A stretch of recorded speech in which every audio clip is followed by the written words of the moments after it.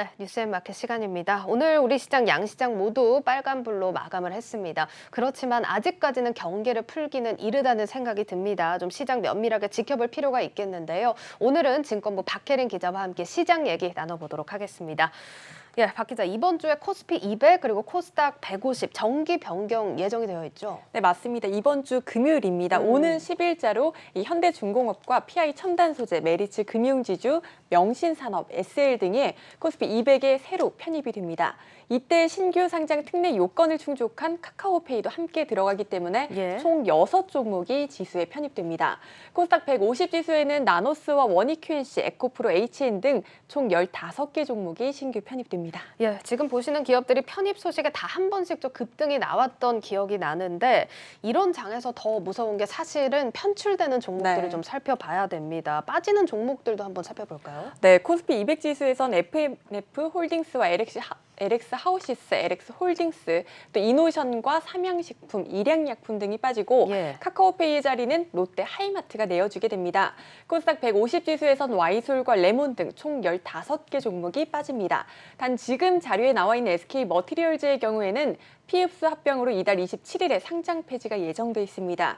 매매 거래 정지가 시작된 지난달 29일에 이미 코스닥 150에서 제외됐습니다. 예, 앞서서 편입되는 종목들이 좀 급등을 한 적이 있다 이렇게 좀 얘기를 드렸었는데 아무래도 이 패시브 자금에 대한 기대가 좀 이런 상승을 이끄는 것 같은데 얼마나 들어가게 됩니까? 네, 유진투자증권이 추정한 것을 한번 보면 코스피 200을 추종하는 자금은 코스피 200 ETF 약 15조 원과 기타 인덱스 펀드, 또 보험사 등의 패시브 자금까지 더하면 약 30조 원 이상 수준이라고 분석을 했습니다. 여기에 연기금의 패시브 자금까지 더하면 총 추종 자금은 70조 원에서 80조 원에 이를 것이라고 추정을 했고요. 코스닥 150을 추종하는 자금은 코스닥 150 ETF 2조 원 내외, 또 기타 인덱스 펀드를 더하면 3조 원 내외로 추정이 됩니다. 예, 자 그런데 이렇게 편출 종목 주가를 좀 면밀하게 살펴볼 필요가 있습니다. 보통 이제 편입되는 종목들 같은 경우에는 그 이후에 이렇게 쭉 상승하기 마련인데 이번에는 좀 그런 패턴은 안 보인 것 같아요. 이게 정기 변경 종목들이 확정된 게 언제였죠? 네, 변경 종목이 확정된 건 지난달 24일 장 마감 이후입니다. 따라서 25일 이후로 오늘까지의 주가 등락률을 따져봤더니 PI 첨단 소재와 SL 등은 오히려 6%나 하락을 했고 메리츠 금융지주도 4%나 내렸습니다. 즉 6개 종목 중 카카오페이를 제외하곤 모두 코스피 200 편입이 확정된 이후 주가가 하락세입니다. 그렇습니다. 앞서서 이제 제가 급등했다고 말을 했는데 이렇게 급등세 이후에 계속해서 좀 하락하는 모습을 보여주고 있습니다. 편출 종목은 어때요? 네, 사실 편출 종목은 오히려 주가가 오른 경우가 더 많았습니다.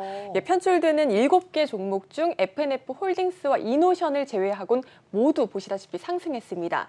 특히 삼양식품과 일양약품은 큰 폭으로 주가가 뛰었습니다. 지금 이제 통상 저희가 아는 상황과는 좀 반대로 움직이는 경향이 보이는 것 같은데 물론 이제 개별 이슈도 있고 업황도 있고 많은 영향을 받았겠지만 지금 이것만 봐서는 지수 편입에 대한 기대감이 그렇게 큰 것 같지는 않다는 생각이 들어요. 네, 여기에 공매도 우려까지 발목을 잡고 있는 상황입니다.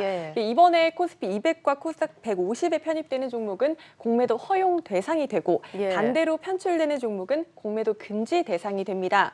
신규 편입이 예정된 종목들의 대차 잔고가 최근에 크게 늘며 공매도 물량 단기 급증에 대한 우려가 최근 나오고 있는 상황입니다. 공매도가 오히려 이렇게 흐름을 좀 바꾸고 있다는 생각이 드는데 지금 여기서 잠깐 이 대차 잔고라고 좀 얘기를 해주셨는데 이 부분 좀 짚어보고 가죠. 네, 대차 잔고라는 건 투자자가 주식을 빌린 후 갚지 않은 물량을 뜻합니다.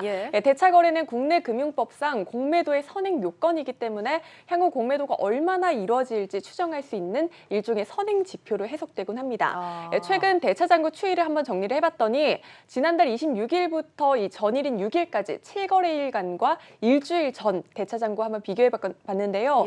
현대중공업 2배 넘게 늘었고 카카오페이도 2배 가까이 급증을 했습니다. 명신산업과 PI첨단 소재도 상황은 마찬가지였습니다.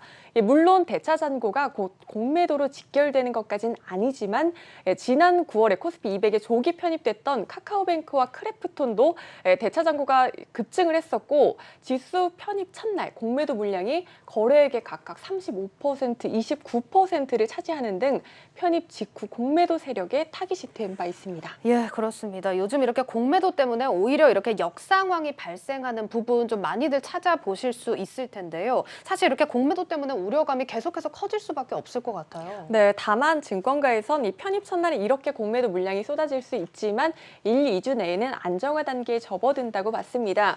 그래도 전환사채 등을 많이 발행한 종목은 공매도가 많이 발생할 수 있으니 주의해야 한다는 조언이 나오고요. 또 반대로 지수에서 편출되는 종목의 경우 공매도 제한에 따른 쇼커버링 또한 기대할 수 있습니다. 예, 지금 뭐 사실 이렇게 상황을 짚어봤는데 이것만 보더라도 사실 투자자들이 공매도를 경계할 수밖에 없을 것 같다라는 느낌이 듭니다. 앞서 저희가 이슈 플러스에서도 잠깐 짚어봤지만 정부의 공매도 재개 스탠스에는 좀 변화가 없어 보여요. 네, 맞습니다. 최근 고승범 금융위원장은 공매도 전면 재개에 대한 필요성을 다시 한번 시사를 했습니다.